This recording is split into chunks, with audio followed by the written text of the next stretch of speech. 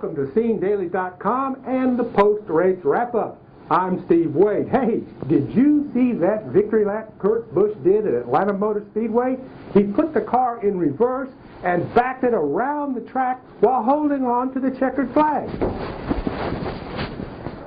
I don't know about you, but I have a difficult time getting my car out back down the driveway. But Kurt, he sure made that victory look very easy. He dominated the race, leading 234 of 330 laps.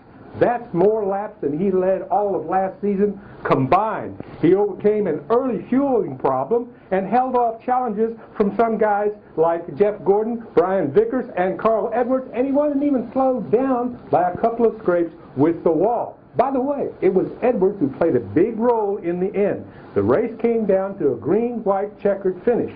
Now, Edwards was in the lead when the green flag fell because he gambled on a two-tire pit stop. But that wasn't going to do the job.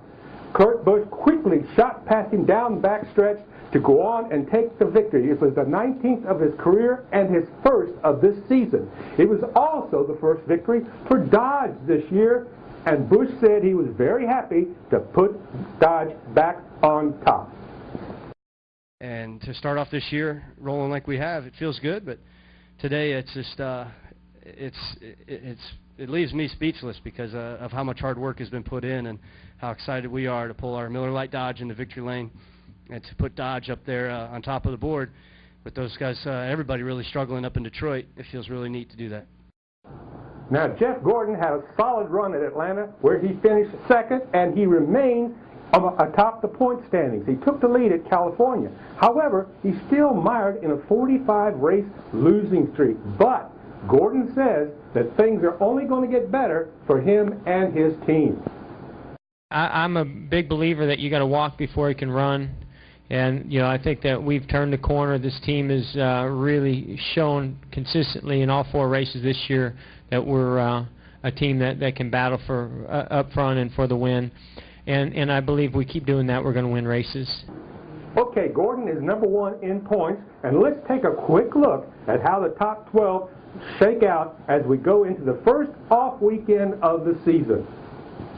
Clint Boyer, who finished 3rd at Atlanta, is still 2nd in points, and there's old Kurt Busch in 3rd. He's followed by a pair of Roush Fenway Racing drivers, Carl Edwards, who was 3rd at Atlanta, and Matt Kenseth, who finished 12th. Then comes Tony Stewart, 8th at Atlanta, and Kyle Busch. Bad day for him as he wound up 18th, 3 laps down. But he did win the truck race, so it was a productive weekend for the Busch brothers. Then it's Kevin Harvick, Casey Kane, and Greg Biffle, followed by Brian Vickers, 5th at Atlanta in a strong run, and David Rudiman, who is still hanging on. Hey, at Atlanta, only 12 drivers finished on the lead lap, and that was largely due to a very unusual caution period.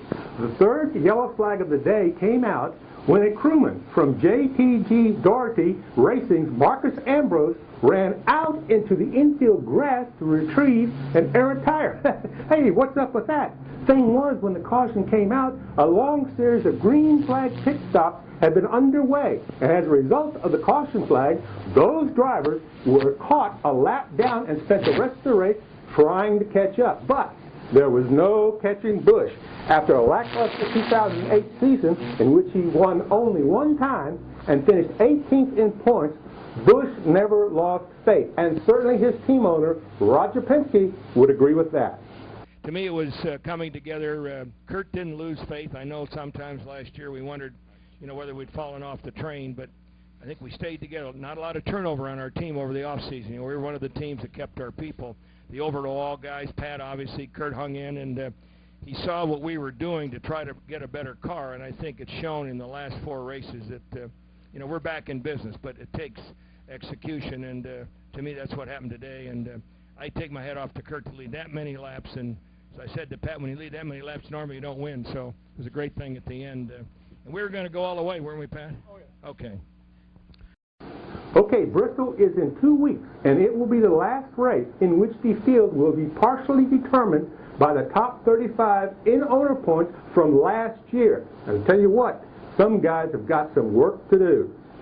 Hey, check this out. Mark Martin, he's on the bubble in 35th place. Now, he and some other guys, they may be sweating it out in Bristol. After that, the top 35 in this season's owner points will be used at Martinsville, and those drivers that aren't among them will have to qualify.